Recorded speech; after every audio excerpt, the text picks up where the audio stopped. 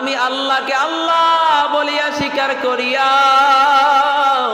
আমি আল্লাহর কুদরতি পায় সিজদায় লুটাইবি। আমি আল্লাহ এই জন্য তোকে বানাইছি। তবে বান্দা দুনিয়ার মধ্যে যাওয়ার পর আমি আল্লাহর গোলামির সময় তোর কাছে নাই।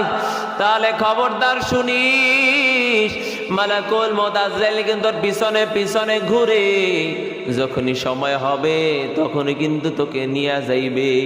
এই জন্য কবরে আর আগে ঈমান ও আমলকে দুরুস্ত করো। ঈমান ও আমল যদি দুরুস্ত না করতে পারো, খবরদার এই কবরের মধ্যে কিন্তু কোনো ভালো ব্যবহার হবে না। এই জন্য ও গোলামেরা শোনো,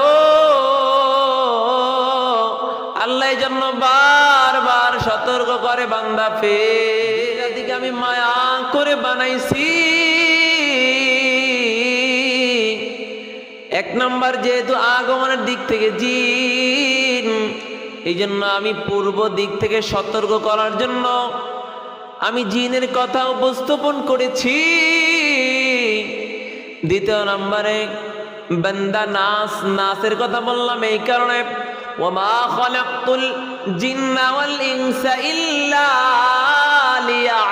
লিয়াবুদুন।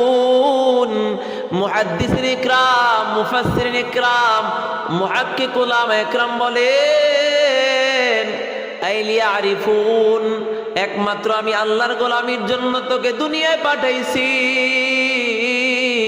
অন্য কোনো উদ্দেশ্য নয়, অন্য কোনো চিন্তা নয়, অন্য কোনো তামান্না না।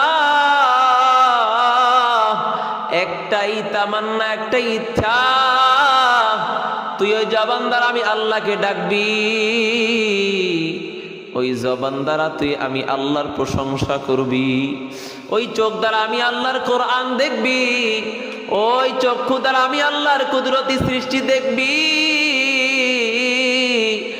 আর আমি আল্লাহর প্রশংসা করবি, শুকরিয়া আদায় করবি। বান্দা আমি আল্লাহ তোকে কত সুন্দর কপাল দিলাম, ওই কপাল দ্বারা